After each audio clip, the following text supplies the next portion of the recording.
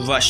तो दोस्तों इस फिल्म के अंदर एक फैमिली मैन है जिसकी एक 17 साल की बेटी है, 13 साल का एक लड़का है और 41 साल की वाइफ है और खुद वो 48 साल का है। वो अपनी फैमिली में अच्छे से रहता है। एक दिन वो एक ढाबे पर अपने परिवार के साथ खाना खाता है। उसको चाय पीनी होती है तो उसके पास चाय के पैसे नहीं होते, मतलब कि खुले नहीं होते और दुकान वालों के पास भी नहीं होते। तो एक बंदा वहां से आकर इनको 10 रुपए दे देता है कि आप कभी और दे देना मेरे को, और चाय पीने के बहाने इनके साथ ही इनके टेबल पर बैठ जाता है। इनकी बेटी को जिसका नाम है आर्या, उसे थोड़ी सी चीनी खिला देता है। उसके बाद ये परिवार अपने घर पर आ जाता है जहाँ पर आर्या काफी अजीब बिहेव करती है। फिर यहीं पर वो अंकल आ जाते हैं जो इन्हें वहाँ ढाबे पर मिले थे, और वो आर्या को जो भी कहते हैं वो वही करती है। मतलब कि वो अंकल ने आर्या को कुछ खिलाकर उसका वशीकरण कर लिया है। अब इस पॉइंट से ये फिल्म काफी ज्यादा डार्क हो जाती है, क्योंकि वो जो आर्या है वो अंकल की हर एक बात मानती है, हर एक बात। अंकल कहते हैं अपने पापा को तमाचा मारो, ये तमाचा मारती है।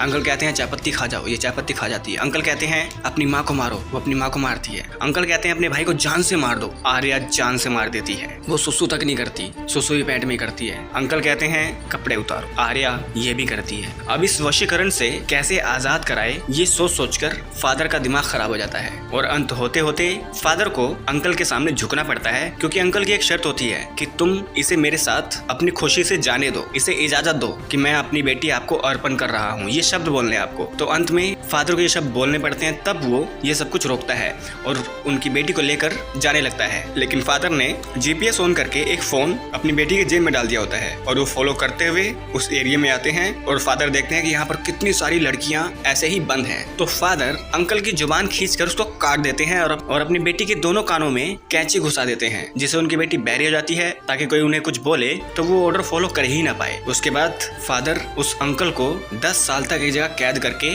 उसको तड़पाते हैं, उसे मरा हुआ चूहा खिलाते हैं, सड़ा हुआ गंदी सी जगह में रखते हैं, और ये फिल्म एंड हो जाती है। और उसके बाद वश 2 आती है, वश लेवल 2, जिसमें सच में मूवी का नेक्स्ट लेवल ही दिखाया गया है। इस मूवी के अंदर 12 साल बाद की कहानी है। उस इंसिडेंट के बाद हमें दिखाया जाता है कि आर्या अभी भी उसी स्थिति में है 12 साल से, जिस स्थिति में हमारे हीरो ने अंकल की जुबान काटी थी, और उनका लड़का और वाइफ मर चुकी है, बची है सिर्फ आर्या। और उधर में दूसरी तरफ दिखाया जाता है कि एक बंदा है, वो एक स्कूल के अंदर घुस चुका है, और स्कूल के अंदर 200 बच्चे हैं, और उस बंदे ने मैश में जाकर खाने में कुछ मिला दिया। अब जिसने भी वो खाना खाया है वो सब के सब वशीकरण हो चुके हैं, और ये बंदा पहले 10 लोगों को टेरिस पे ले जाकर उनसे सुसाइड करवाता है। फिर कुछ लोग अंदर आते हैं, उनसे बच्चों को पिटवाता है, क्योंकि बच्चे तो सिर्फ ऑर्डर्स फॉलो करेंगे। और फिर बीच में तकरीबन बहुत सारे लोगों को मारने के बाद वो अपनी शर्त रखता है कि मुझे प्रताप से मिलना है, प्रताप को ढूंढो। प्रताप वही है जो पहली मूवी के अंदर वशीकरण कर रहा था, वो अंकल। तो जब ये बात हमारे हीरो को पता चलती है, फादर को, आर्या के फादर को, तो वो स्कूल में ही इसके पास आते हैं और कहते हैं कि प्रताप मेरे पास है, अगर तुम्हें चाहिए तो मेरी बेटी को ठीक करो। उसके बाद ये शर्त मंजूर कर देता है और कहता है कि चलो।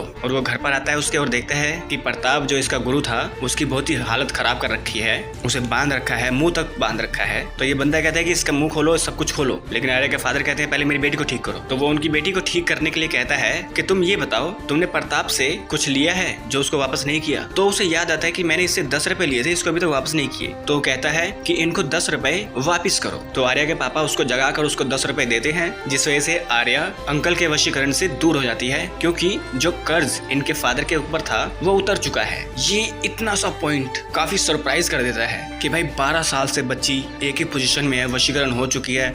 वशीकरण हटाने का ये छोटा सा काम था जो हीरो को पता नहीं था और अंकल बता नहीं सकता था। उसके बाद जब आर्या ठीक हो जाती है तो हमारा हीरो प्रताप को आजाद करता है। फिर जो नया वशीकरण वाला बंदा होता है वो प्रताप को देखता है कि इसकी तो जुबान ही नहीं है, तो ये मुझे मंत्र कैसे सिखाएगा। तो उसको बहुत बुरा लगता है, वो कहता है कि तुम सबको मरवा दूंगा। वो अपने सारे बच्चों को जो उसके साथ आए होते हैं, जिनको वशीकरण कर रखा है, वो ऑर्डर देने वाला होता है कि इन दोनों को चीर डालो, फाड़ डालो। लेकिन फादर ने यहाँ पर पहले ही सेफ्टी का जुगाड़ कर लिया था। उन्होंने बहुत सारे स्पीकर्स आसपास लगा रखे थे और उसके अंदर एक नॉइस प्ले कर दिया अपने स्मार्ट वॉच से, और अपने कान में उन्होंने कोई डिवाइस लगाया जिससे उनको आवाज ना आए। और इनकी बेटी के अंदर 12 साल से वो मशीन फिट है, मतलब कान तो उसके खराब हो चुके हैं ना। तो सब लोग विवश हो जाते हैं और फादर इन दोनों को कैद करके अपने पास रखते हैं। सारा माहौल शांत होता है। पुलिस और स्कूल के स्टाफ फादर से बात करते हैं। फादर कहते हैं कि उस बंदे को मेरे पास ही रहने दो, पुलिस क्या करेगी, पुलिस इसको सजा देगी, फांसी दे देगी या जान से मरवा देगी। लेकिन इसने कितने बच्चों को कितनी बेरहमी से मारा, कितने लोगों को मरवाया, क्या इतनी छोटी सजा इसको मिलनी चाहिए? इनकी सजा यही है, ये दोनों शैतान हैं, इनको जिंदगी भर मुझे तड़पाने दो, यही इनकी सजा पूरी होगी। मेरा परिवार खो गया, मेरे देश के इतने लोग खो गए, वो सोच सोच कर मुझे बहुत दुख होता है। और मेरा दुख तब दूर होता है जब मैं इन दोनों को तड़पते हुए देखता हूँ। उसके उसके बाद ये फिल्म एंड हो जाती है। तो दोस्तों ये 2 पार्ट में मूवी बहुत ही अच्छी बनाई गई है, जिसमें ओवर द टॉप कुछ भी नहीं है, गाने है नहीं, और फिल्म काफी फास्ट है दोनों की दोनों। तो आप लोग देख के बहुत ही इंटरटेन अपने आप को कर सकते हो। तो इस वीडियो को एंड करते हैं। अगर ये वीडियो अच्छी लगी तो इस वीडियो को लाइक कर दें, चैनल को सब्सक्राइब कर दें, बेल आइकन दबाएं, ताकि अगली बार हम कोई वीडियो डालें आप लोगों के पास उसका नोटिफिकेशन आ जाए। तो मिलते हैं आप लोगों से अगली वीडियो में, तब तक के लिए नमस्कार।